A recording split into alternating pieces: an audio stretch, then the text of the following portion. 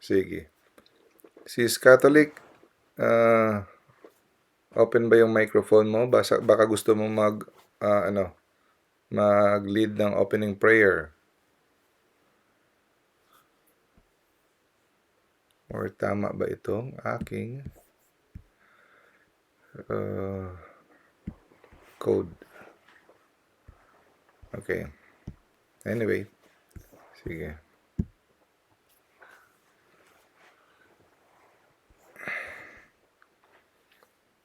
So ako na lang mag-opening prayer. Let us put ourselves in the most holy presence of God. In the name of the Father, and the Son, and the Holy Spirit. Amen. Loving Father, be with us today as we are going to deepen our understanding of your faith. Teach us, Lord. Give us the grace and the humility to learn from you. Mama Mary, help us. This we ask in Jesus' name. Amen.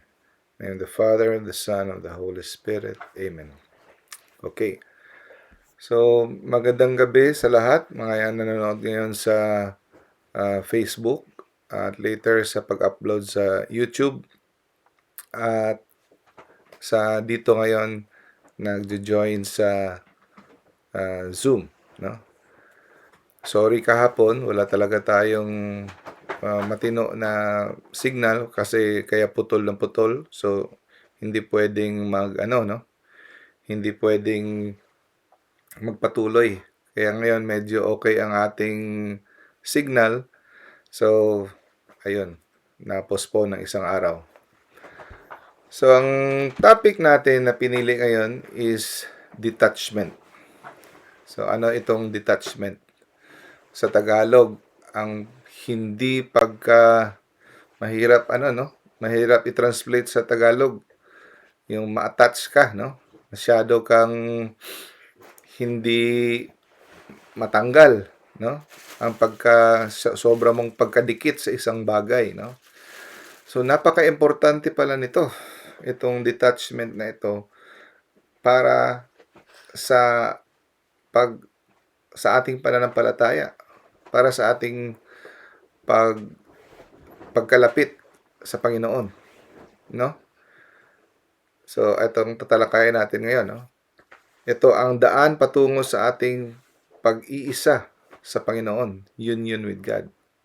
Kasi ang goal natin sa ating spiritual life ay union with God. Ginawa tayo ni Lord, galing tayo sa Kanya, ginawa niya tayo. Ang gusto niya ay tayo ay magiging isa sa Kanya, no? Kasama tayo sa Kanya walang hanggan, no? Magpawalang hanggan doon sa langit. Kusang tayo niyang binigyan ng kalayaan dito sa mundo para piliin natin siya.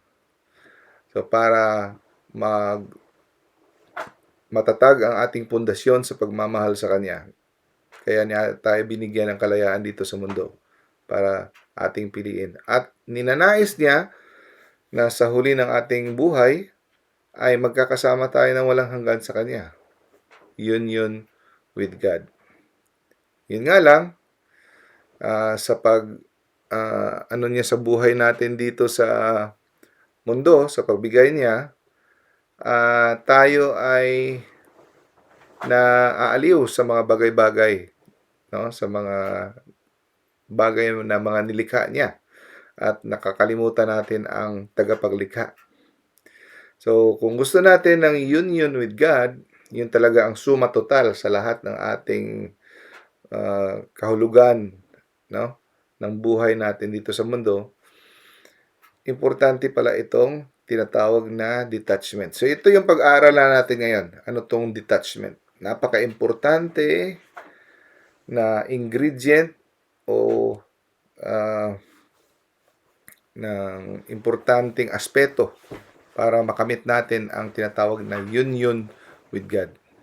Sabi ni Saint John of the Cross, no, para ating makamit itong total union with God, kailangan nating matutunan ang detachment. Detachment from all created things.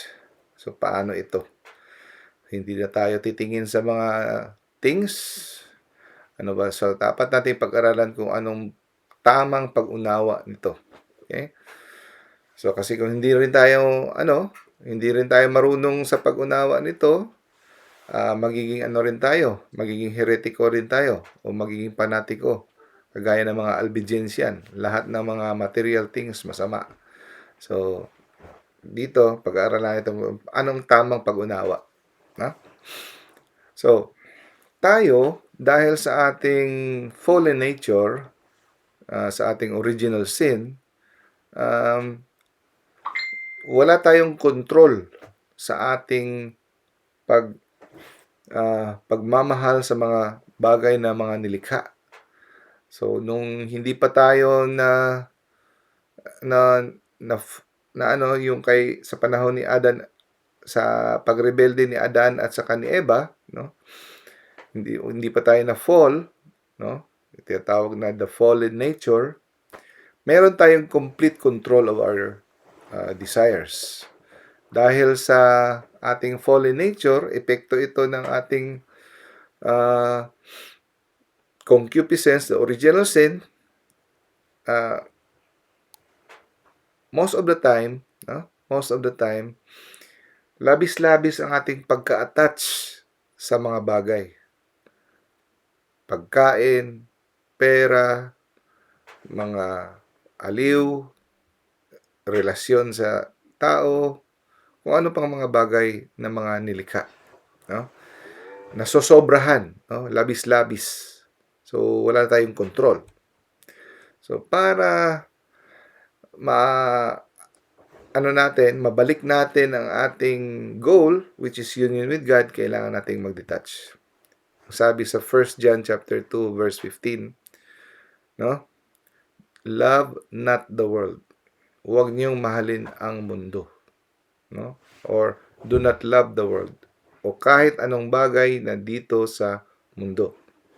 So, hindi yan literal na wala tayong mamahalin. Hindi na natin mamahalin ng ating mga asawa, anak, o kung anong mga bagay natin.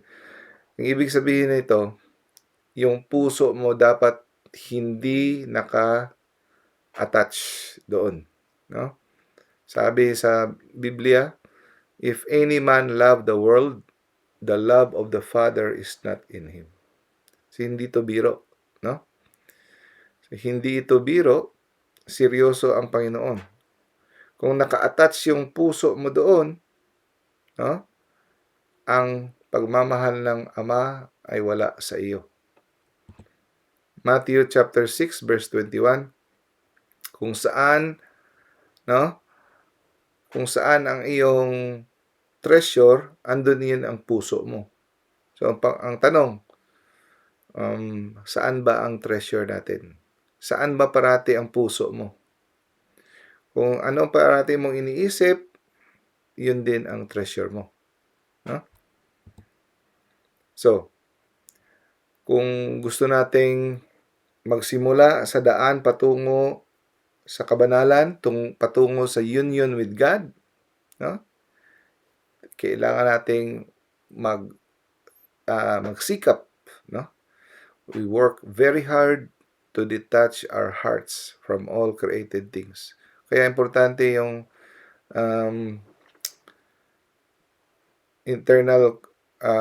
internal conscience, no? Examination of conscience every day. Tatanungin mo sarili mo. Kasi minsan ang attachment hindi natin namamalayan. Attach ka na pala. Malalaman mo na lang kung mawala to sa'yo. Pero nawawala ang boses ko. Okay? Bakit kaya? Hello? Mic test. Okay naman. Okay? Sige, check natin. Okay naman. Baka sa signal. Sige lang. Patuloy lang tayo. Yun. Dapat pagsikapan natin. So, makakatulong ba everyday, uupo tayo, magmuni-muni, kung ano ba ang mga bagay na naka-attach tayo. Pwedeng sa relasyon, pwedeng sa ating mga kasiyahan, sa kung anong mga ginagawa natin, pwedeng sa pera, marami pang iba. Kahit pa sa ating ministry, sa simbahan, pwedeng ma-touch tayo. Okay? So, ang detachment means, no, pag detach ka, hindi ka naka-attach, no, ibig sabihin, malaya ka, hindi ka nakagapos sa mga tao, bagay, o kahit sa ating sariling buhay. No? We love God above all. Pag attach ka, isa sa mga simptoma nito ay takot ka pag isang bagay ay mawala sa iyo. No? The fear of losing. Kasi minsan yung identity mo andito na, nakadikit na sa bagay na ito. Pwedeng boyfriend, pwedeng barkada, pwedeng girlfriend, pera, honor, yung dangal mo, yung pagkakilala mo. Pag mawala to, kaya ang iba nagpapatiwakal. Kasi nawala ito, no? So wala nang saysay ang buhay nila. So, yan ang sign ng attachment. So yung detachment ay meron kang kalayaan. No? Pinauubaya mo lahat sa Diyos. So hindi ka nakagapos ang puso mo. Kahit mawala man yan sa'yo, you are at peace. Huh? So, ang types ng mga attachment, pwede kang ma-attach sa material. Gadgets. No? Yeah, attach ka sa cellphone mo, hindi ka na maano. Yan, konsensya tayo yan. Yan ang pinaka-struggle natin ngayon, yung gadgets natin, hindi tayo ma-separate. Comfort. Ayaw natin yung ma-discomfort tayo, mainit, malamig, kung ano pa dyan. Gusto natin parati comfort. Ayaw nating money, no? Attach tayo. Pwede rin emotional ang attachment sa mga relationship, no? Sa approval, no? Sa validation na tayo parating nire-recognize, no? Spiritual, sa ating ministry. Leader tayo o active tayo doon. So, parang naging nakasentro na yung ministry mo at ito ay pag nawala sa iyo, hindi ka na mapakali, no? So, attachment to consolations. Kagaya ng nakukuha mong mga good feelings when you pray. Yung consolation, spiritual consolations. Pag mawala ito, ayaw mo na mag-pray. Yung gano'n. So, ito ay pag-iisipan at pag-aralan, pagdinilayan natin kung tayo ay gumagawa ng examination of conscience.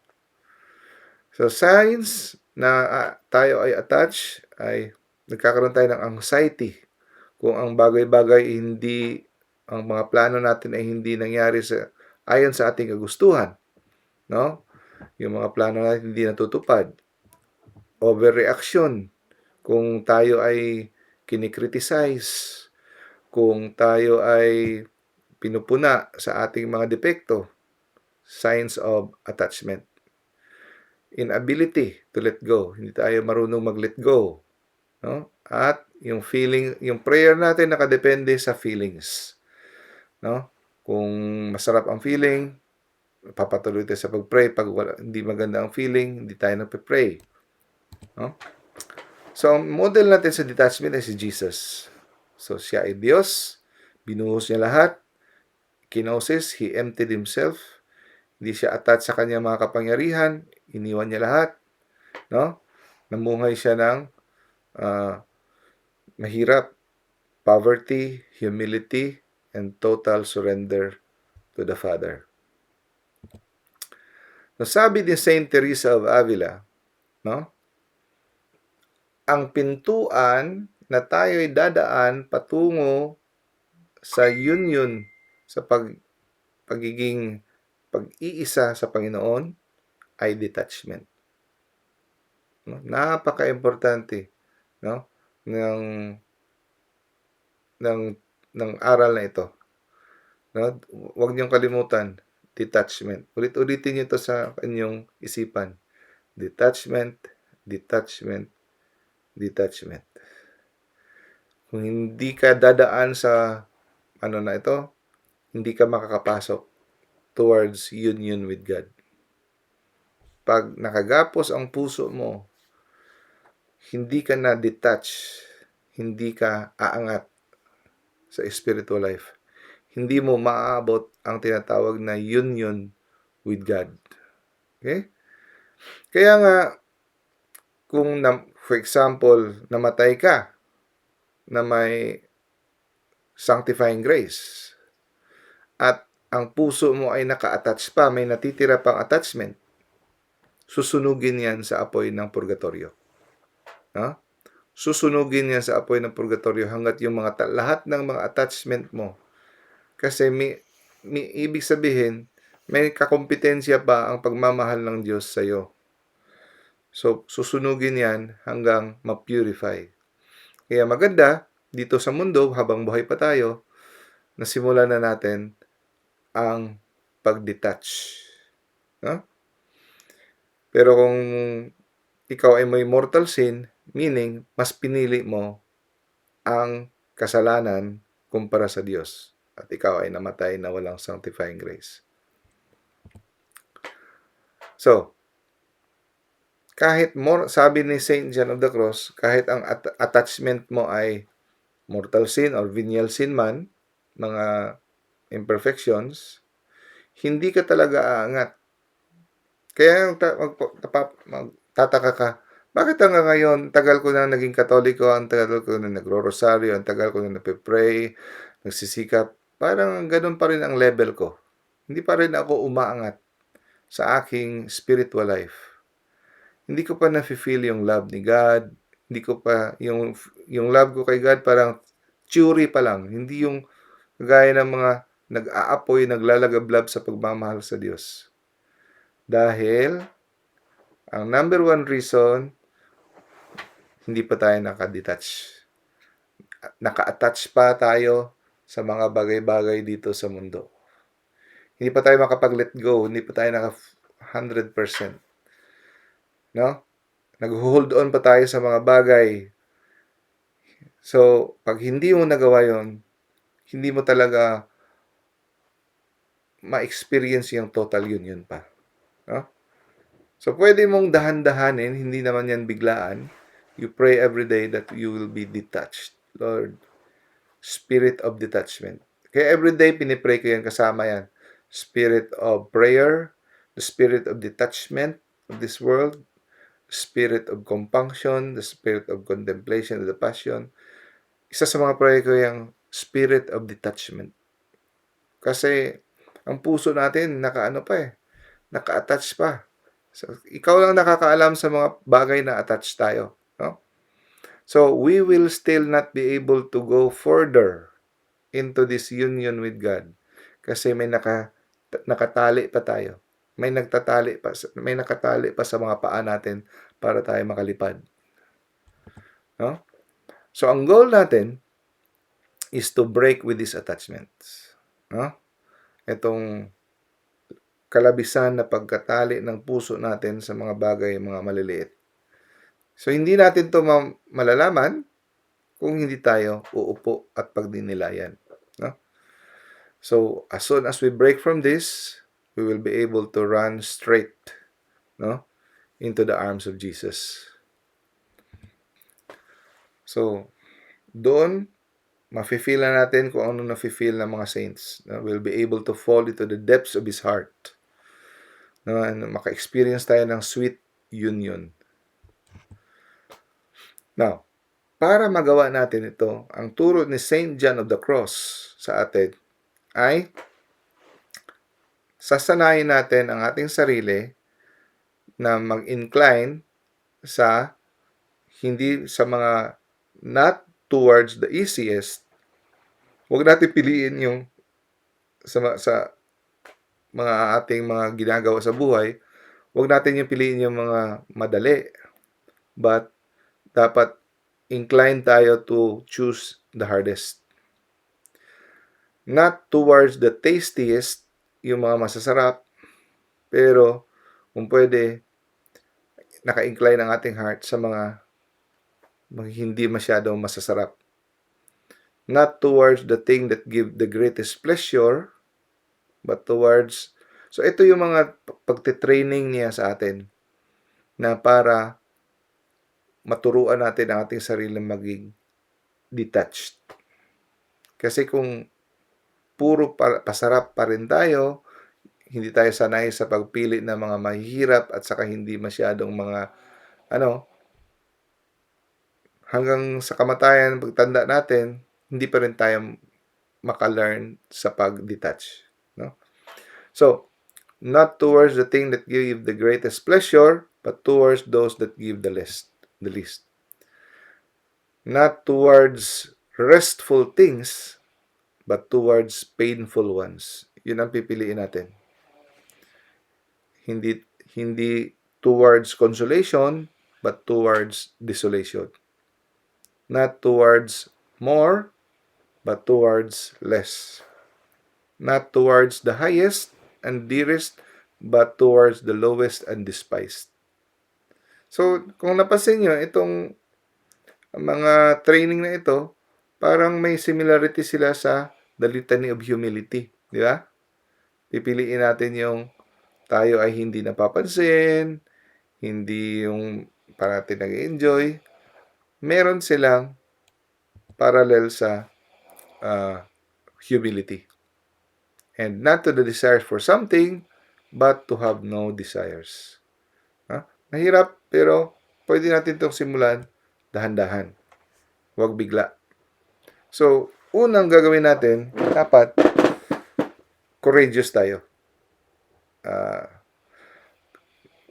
May tapang tayo at decisive.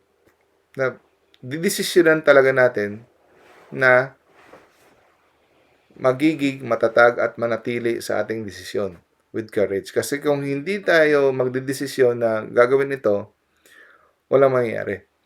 No? We'll never reach union with God. Ang sabi sa Luke chapter 14 verse 26 to 27, if anyone comes to me and does not hate his father and mother and wife and children and brothers and sisters, yes, even his own life, he cannot be my disciples.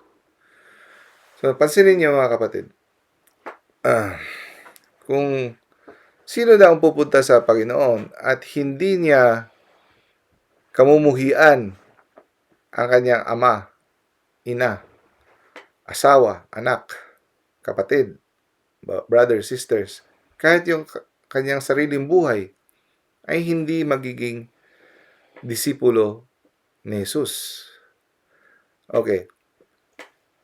Kaya mag-ingat tayo pag nagbasa ng Biblia. Dapat may guidance tayo sa church. Kasi hindi dapat ito tinitake literal. So, pag niliteral mo ito, so, kamumuhian mo ang iyong ina, asawa, anak. Hindi ka man marunong magmahal. Kasi if anyone who does not hate his father. No? So, hindi to literal ang pag-anawa nito. Kung pansinin nyo, si Jesus, marami siyang mga turo. Minsan, ang ginagamit niya sa figure of speech as hyperbole. So, ang hyperbole, ibig sabihin, ina-exaggerate mo para to make a point. Kasi nagbibigay ka ng emphasis, no? Na isang bagay iba, napaka-importante na isang bagay. So, ang ibig sabihin nito, ng verse na ito, mga kapatid, ay hindi mo aawayin yung parents mo, yung asawa mo, anak mo, hindi mo aawayin. Hindi mo sila kamumuhian. Ang ibig lang sabihin, no? Kagaya din, di ba, no, naalala niyo yung sabi ni Jesus, if your right hand causes you to sin, cut it off. Putulin niyo kung ito'y nagdadala sa iyo sa kasalanan, yung kanang kamay niyo, no? O yung isang mata niyo. Tanggalin niyo isang mata. Mas mabuti mabulag na hindi mapunta sa impyerno kumpara sa hindi ka mabulag pero mapunta ka sa impyerno. So, ang ibig sabihin nito is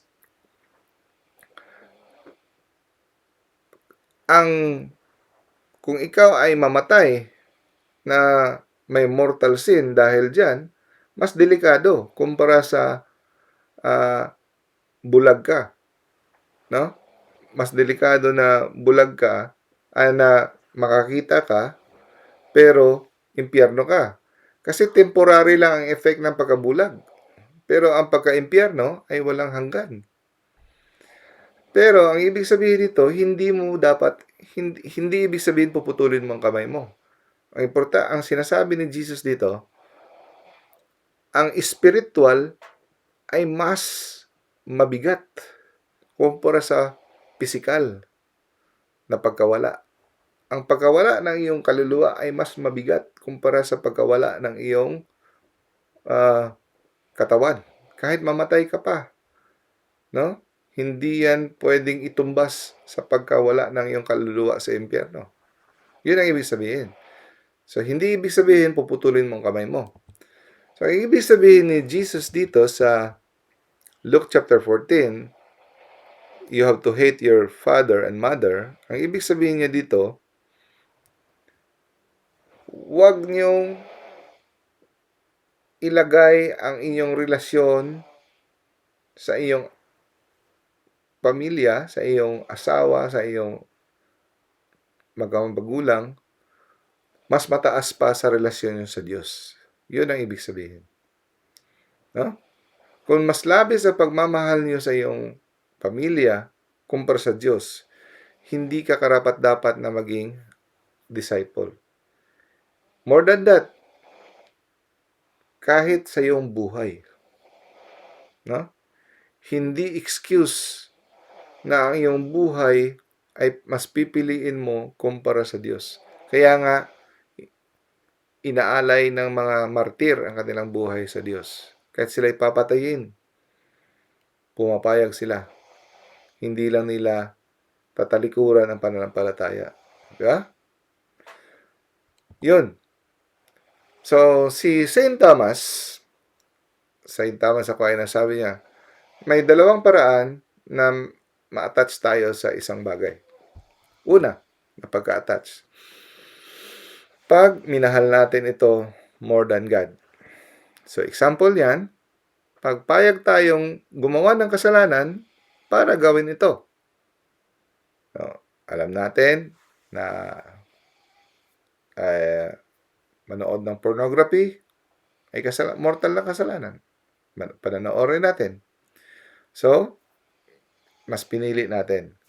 Yan ay idolatry. Alam natin, ang premarital sex sa ating boyfriend at girlfriend, hindi tayo kasal, mortal sin. Mahihiwalay tayo sa Diyos. Mas pinili natin. Alam natin, ang hindi pagsimba sa linggo ay mortal sin.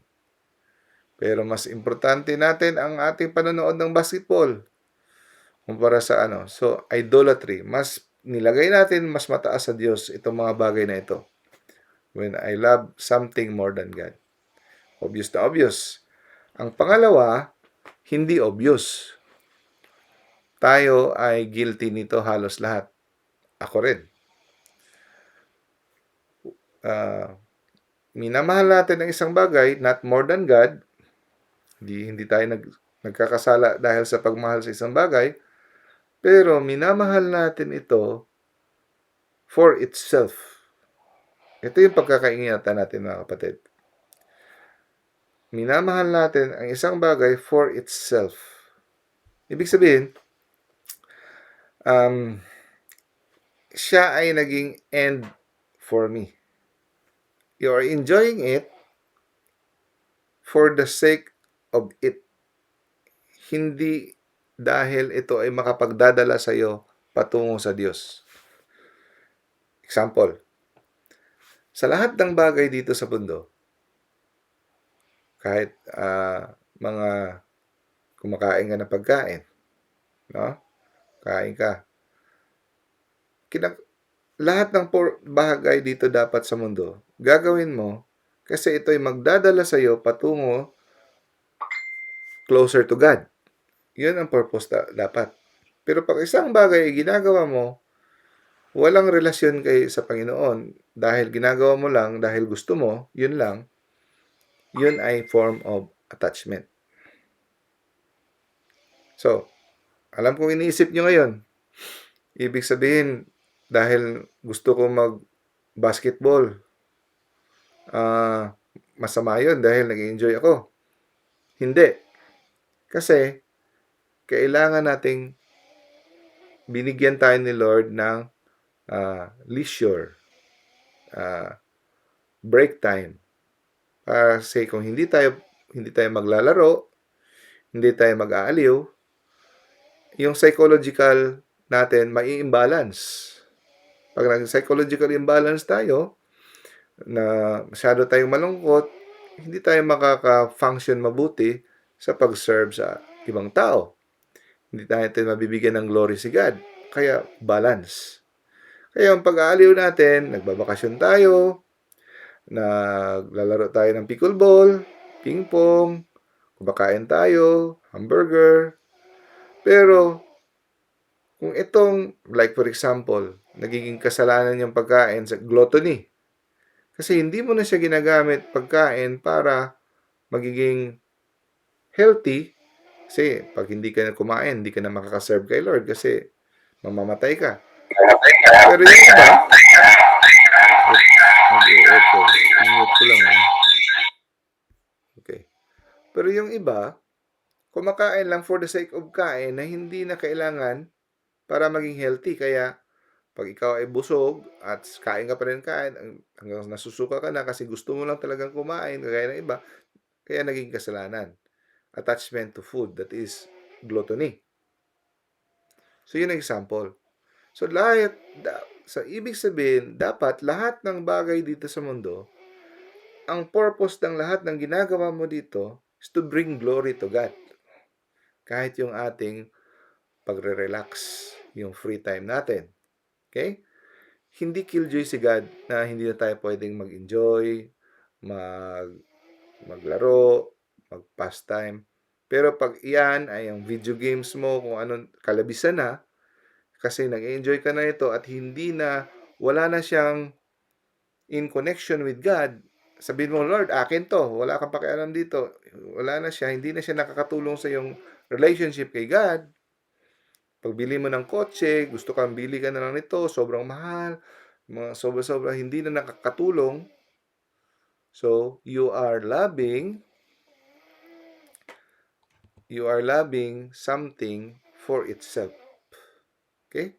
Yun ang second type. Yun delikado din to kasi hindi natin namamalayan. Yung first type, yung idolatry. Willing tayong gumawa ng kasalanan. Yan, obvious. Itong pangalawa, medyo hindi obvious. Okay? So, ang sabi ni Saint John of Avila, Saint John of the Cross, Saint Teresa of Avila, mga mystics, isang paraan para hindi tayo masyado ma-detach, minsan daw, hayaan nating mawala ang isang bagay. No? Para hindi tayo ma-overly attached. No? So we have to sometimes remove them from our lives. Kasi, ang tendency kasi natin, masyado tayong na-attach. Okay? So, may isang kwento, isang pilgrim, true story, na kinuwento ni Saint John of the Cross. Meron siyang isa siyang holy pilgrim. No? Importante sa kanyang Bible at saka yung kanyang isang libro na titled Philokalia. Ang Philokalia ay compilation ng mga turo ng mga church fathers on how to interpret the Bible. So, yan ang pinaka-prize possession niya sa buhay niya. Wala siyang mga pera. Yun lang ang pinakamamahal niya, yung Biblia niya. At saka yung librong yun for the explanation of the Bible. Isang araw, kasalubong niya yung mga bandido. Hinold up siya. Kinuha ang Biblia niya. Ito na lang natitira niya talaga. So depressed siya. Sabi niya, how am I supposed to learn about spiritual life? Paano na ako maka-learn sa spiritual life? Wala na akong Bible. Wala na ako itong explanation sa pag-interpret ng Bible. At sa kanyang dream, yung kanyang spiritual confessor na matay na, sinabihan siya sa dream, "Do you know why God allowed your books to be taken from you?" Alam mo ba kung bakit hinayaan ni Lord na mawala sa iyo yung libro mo?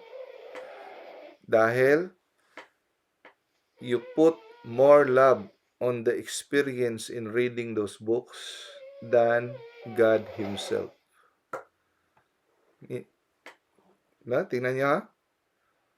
So, kahit pala sa mga spiritual na bagay, ang sarap ng feeling niya sa pag-aaral ng mga bagay na yun, mas naging mahal niya yung experience na yun kumpara kay God Himself. So, ibig sabihin, kahit sa mga spiritual matters, pwede tayong ma-distract. Kaya pag-iingatan natin. At ito yung isipin natin mga kapatid. Kung sa spiritual matters, pwede tayong ma-distract. How much more? Paano tayo ma-distract sa mga amusement, enjoyments, at saka mga material na bagay? Okay? Kung sa spiritual ways, pwede pa tayong ma-distract. No? So, kung tanongin niyo yung ending, kung ano nangyari doon sa mga libro niya, eventually, nabalik sa kanya yung libro ngayon. No? Anyway, balik tayo. Everything, even spiritual experiences, ay hindi dapat natin mamahalin. Anong experience ng mga spiritual experience? Like, mga mystical gift, mga yung nagpe-pray ka na parang tinaas ka ni Lord papuntang langit, kagaya ng mga na-experience ng mga saints, mga mystical phenomenons, yung mga nagle-levitate yung iba ang sarap-sarap ng feeling, may mga visions ka. Kahit yung mga bagay na yun, dapat hindi ka ma-attach. No? Kasi minsan ang iba, yun ang hinahangad. At nakakalimutan na nila si God. At pag hindi nila na-experience yun, nade-depress na sila. Okay? Now, kaya nga sa dark night of the soul, sabi ni Saint John of the Cross, sinasadya ni Lord na mawawala yung spiritual dryness. Nang nagpe-pray ka, wala kang nafe-feel. Feeling mo, hindi ka naririnig ni Lord. Feeling mo, ang layo-layo ni Lord. Feeling mo, ang sama-sama mo. Hindi mo siya nafe-feel. Walang consolation. Si Saint Teresa of Avila, naka-feel nito ng 20 years. Pero patuloy pa rin. Kasi, yun, sinasadya ni Lord para hindi tayo ma-attach sa mga consolations na yun. No? Kasi we put sometimes too much emphasis sa mga mystical experiences. Luke chapter 14 verse 33. No? In the same way, any one of you who does not give up everything, he cannot be my disciple. Diba, tinanong siya ng tao, Lord, anong gagawin ko para maligtas? Sabi niya, huwag kang pumatay, mahalin mo ang iyong nanay at tatay, kung ano-ano pa. Diba? Sabi niya, ginawa ko yun lahat. Isa na lang kulang mo. Ibenta mo lahat at ibigay sa mga mahirap at sumunod ka sa akin. So, paano ba natin unawain ito? Okay? Importante dapat. So, itong explanation na ito ay nakuha ko kay Father Mike Smits. No? Father Mike Smits. Dagdagan pa natin. Luke chapter 14 verse 27. And whoever does not carry his cross and follow me cannot be my disciple. So, magkalapit itong dalawa. Okay. So, how do we effectively and absolutely detach ourselves? No? Paano natin ma-detach ang ating sarili? We start small. Okay? We start small. Ang attachment, una sa lahat, saan nanggagaling yan mga kapatid? Sa ating will. Sa ating pagpili. Okay? Kagaya ng kasalanan. Saan nagsisimula ang kasalanan? Sa will. sa ating pagpili. Okay? So, ang pinaka litmus test para malaman natin, no, is sabi ni isang pare na naman to sa Fathers of Mercy, nakalimutan ko pangalan niya, sabi niya, ang pinakamagandang test is the very first thing I go when I wake up in the morning. Ano bang ginagawa ko? Ano bang una kong dadamputin when I wake up in the morning? Do I reach for my cell phone to check on things? If I get any messages? Do I get to the computer? Look for some news in the sports? Or do I get up immediately and dedicate my life to God in prayer? So, kasi kung sa pagbukas ng mata natin sa araw at hindi agad ang prayer ang sa isip natin at i-dedicate ang ating buhay kay Lord, yan ay indication kung saan ang ating puso. No? Ang sabi ni Saint Francis de Sales, what better way to do than by the very first thing I do when I open my eyes is give my day to God. So yan ay isang sintoma kung saan ang puso mo. Sa pagbukas ng mata mo sa umaga, kung ano yung una mong gagawin. So, sinabi natin, di ba, ang detachment ay nasa will. For example, I choose in this instance, this is where I can choose freely to give up my will. Ano sabi natin sa previous verse? No? If we do not deny ourselves and carry our cross, we cannot be His disciple. So, dapat i-give up natin ang ating will at piliin natin ang will ni Lord. So, hindi kailangang mabibigat na bagay. Hindi kailangan mag-pray tayo ng 4 decades na nakaluhod. Hindi kailangan na 3 times a week tayo mag-fasting, mga malalaking bagay. Pwedeng pakonti-konti. Example, araw-araw may binibigay na oportunidad o pagkakataon ng Panginoon na ma-deny natin ating self. Everyday, nagbibigay siya ng mga oportunidad. Example, naglalakad ka, nadaanan mo yung mga hugasid sa kusina, sa lababo. Ayaw mo manghugas, ikaw ay anak ka, pero nakita mo. But you say to yourself, I want to die to myself. At ayaw ko, pero sige, pipiliin kong hugasan. No? So, sa paggawa nun, you are dying to yourself. Another example, may isang tao na parang gusto niyang may makausap. Pero, alam mo, pag sinimulan mong kausapin yung taong yon, madaldal, matatagalan ka, at hindi ka mga 20 minutes kang andyan, matatagalan ka kasi madaldal yan. So, iiwasan mo, ayaw mo. Pero, alam mong kailangan niyang something to talk to. Pero you say to yourself, I deny myself and I will talk to this person. No? I will let go of my will kasi the Lord is telling me to talk to this person. So, yan ang example. No? Maraming mga instances na pinoprovide si God opportunities to deny ourselves. No? So, every time we do this, no, denying ourselves, you are telling God, you're saying like a prayer to God, Lord, I love you more than my own desires. No? So that is way of detachment. Denying yourself.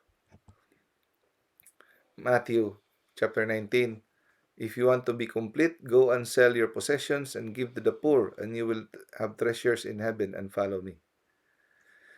So, ang sabi ni Father Mike Smith, no? Paano ba natin ibenta? Kailangan ba natin ibenta lahat para maging disciple ni Lord? No? How do I follow Jesus with everything that I have? So, Actually, dalawang bagay yan. Hindi magkapareho. Basahin niyo ng mabuti itong first. How do I give everything to follow after Jesus? Pangalawa, how do I follow Jesus with everything that I have?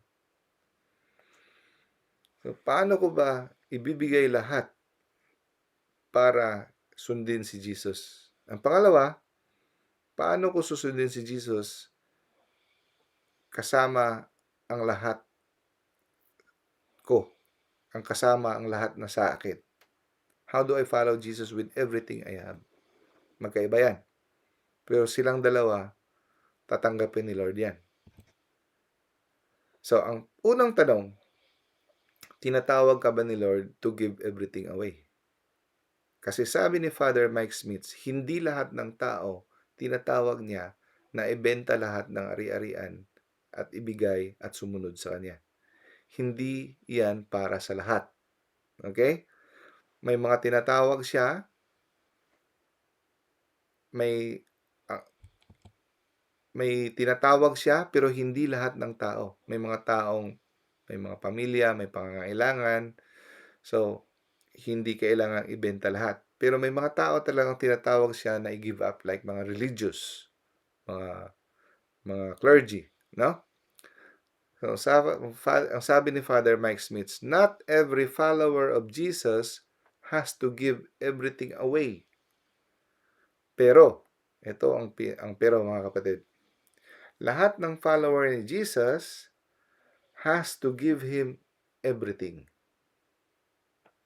Dapat, kung follower ka ni Jesus, ibigay mo kay Lord ang lahat. Hindi lahat ng tao tinawag niya para ibenta lahat at ibigay sa mga tao. Hindi lahat ng tao. Pero lahat tayo required na kung ano man ang nasa sa atin, ibigay lahat natin kay Lord. Kuha niyo? May kaibahan. So kung sa tingin mo, tinatawag ka ni Lord na ibenta lahat, iwanan lahat dito sa mundo, pasunod sa Kanya, pwede. Baka tinatawag ka niya. Pero, sabi ni Father Mike, God speaks in clarity. Klaro yan. Babalik-balik yan sa'yo. Pero kung hindi pa clear, kung gagawin ko ba to? Hindi. You should wait until God speaks clearly. And then you act. No? Pero, if God is asking you, He's inviting you to give Him everything. So, lahat tayo, no exceptions, God is inviting us to give Him our everything. Okay? So, anong ibig sabihin nito? To give Him everything that we have. Anong ibig sabihin? Okay, ganito. Give Him access. Ang ibig sabihin, to give Him everything that you have, ibigay mo sa Kanya access in everything of your life. Kasi may mga tao na, eto Lord, sa'yo to, eto sa'yo. Pero eto, akin lang to Lord. Akin lang to, hindi mo pwede itong, binigay ko na, most of my time, binigay ko na sa'yo. Pero eto, akin lang to Lord. Hindi po pwede yan. O if you are a follower of God, of Jesus, God is calling you to give Him everything. Example, He wants you to give Him access to your relationship, your calendar, your schedule, your money, your possessions, your car, your house, your leisure, your career, your ministry, your children, your friends, your free time, lahat ng aspeto ng buhay mo. Pag bumili ka ng kotse, tanongin mo siya, Lord, ito ba yung bagay na kotse para sa akin? O baka sobra-sobra lang ito? Baka gusto ko lang ito, basta gusto ko lang mapasikat. Kailangan ko ba talaga ng kotse ngayon? Kasi the way we spend is also a testimony of our faith. No? Itong bahay ko, itong plano ko, pupunta ako dito ng lugar, yung money ko. So, yung calendar ko, yung schedules ko, Lahat dapat in relation. Hindi yung nag-a-adjust yung schedule ng simbahan sa'yo. Ikaw yung nag-a-adjust sa schedule ng simbahan. So lahat, bigyan mo siya ng access. Lahat ng decision mo about leisure, about your house, about your career, everything. No? So yung mindset mo, ilipat mo from this is mine into Lord, lahat ito sa'yo. No? Paano mo ba gusto ko steward? So lahat ito, pinagkatiwala diyan sa atin. Pera, anak. How do you want me to steward it? Tanungin natin siya. No? So, hindi natin ma-offer yung past natin kay Lord. We cannot offer our future to the Lord. No? Kasi hindi naman natin ma-change yung past. At saka yung future, hindi naman natin kontrolado kung ano yung mangyayari sa future. Ang pwede lang nating ma-offer kay Lord is yung present. Okay? Pakinggan nyo ito lang mabuti. Napakagandang turo ito. Hindi natin pwedeng i-offer kay Lord yung past. Hindi natin pwede i-offer kay Lord yung future kasi wala tayong control sa future. Ang pwede lang natin ma-offer sa Kanya yung present. Yung past, pwede nating i-entrust kay Lord. Lord, ikaw na bahala sa past ko na you will make good out of my past. Kahit ano akong makasalanan, I entrust it to you. Pwede mo i-entrust kay Lord. Kahit yung future mo, pwede mong i-entrust kay Lord. Ikaw na bahala, Lord. Pero you cannot offer it. You can only entrust to the Lord. Pero ang pinaka pwede nating ma-offer kay Lord is this present moment. No? The only thing we have control. So, paano natin magbigay kay Lord ang everything? Is to give Him this present moment. Paano? So, in every present moment, may mga decision na kailangan nating pagpilian. Kung susundin natin ang kalooban ng Lord or hindi, or yung pinakamabuting yung kanyang kalooban ang susundin natin, i-offer natin kay Lord. This present, Lord, this moment, kailangan ko mag-pray, ayaw ko mag-pray, pero kailangan ko mag-pray, I offer this moment, I will pray. You give that moment to Him. Di ba? You make that decision. This present. Hayaan mo na yung past, hayaan mo yung future, yung present. Kada desisyon na kailangan mong desisyonan. No? Yung sinasabi mo, God, you're here. This is your moment. I give this to you. Susuhulan ko ba itong pulis o hindi? This moment, I have to decide no. Kailangan ko bang magnakaw? This moment, hindi, pwede. Kailangan ko bang mag-cheat? Kailangan ko bang mag-cheat sa tax ko? Kailangan ko bang this moment, I have to decide no. Do I help this poor? This moment, I have to decide yes, I have to help. So, at this moment, you offer. Okay? At alam mo, yung kada moment na yon na dinideny mo ang self mo, kada moment na binibigay mo kay Lord ang decision in favor of Him, nag-a-add up yan. Nag-a-add up. At yung every moment na yan, it becomes your entire life. Kuha mo? Day by day, you make a decision to give this moment. And at the end of our life, sa katapusan ng buhay natin, mabibigla na lang tayo na we have given everything to Him because in every moment, we have given Him that moment in favor of Him. No? So, all I have to do, yung kailangan gawin lang pala natin, to give Him what He asked for us on that present moment. And that is how we give everything to God. This present moment. Ano ba pinakamaganda ngayong bagay? Susundin ko ang aking kalooban o ang kalooban ng Diyos? No? So, God bless us all. Yan lang, no? Spirit of detachment. Let us sit down every day, a few minutes, and ask, am I attached or detached? And ask the Lord every day for the spirit of detachment. Okay. So, i-greet ko lang ang mga andito ngayon, nagtiyaga. Sis May, hello. Sis Drew, Sis Monet, Brother Ramel, Sis Catholic, and Sis Yuyen. Extra points kayo kay Lord sa pagtiyaga dito. Brother Ramel, closing prayer tayo, bro. Closing prayer Magandang tayo. gabi po. Sige, magandang gabi. Sige po, Doc. Okay. Okay, mga kapatid, let us pray a closing prayer in the name of the Father, and of the Son, and of the Holy Spirit. Amen.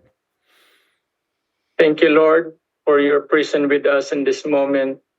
As we depart from this meeting, we ask you to bless us through the remainder of the day and guide us safely. We give thanks also to Doc Dino, who did not hesitate to share with us what he knows about your church. Do not let the learning and conversation of this gathering die, but instead, may they continue to ruminate within us and bear fruits in our hearts through ourselves until we see each other again. We ask this in the name of Jesus and the power of the Holy Spirit. Mother Mary, pray for us.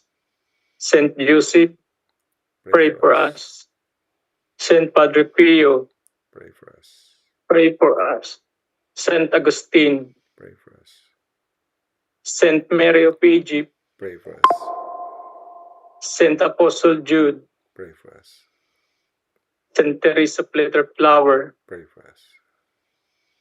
in the name of the Father, and of the Son, and of the Holy Spirit. Amen. Thank you, bro, sa Welcome po, closing Doc. prayer.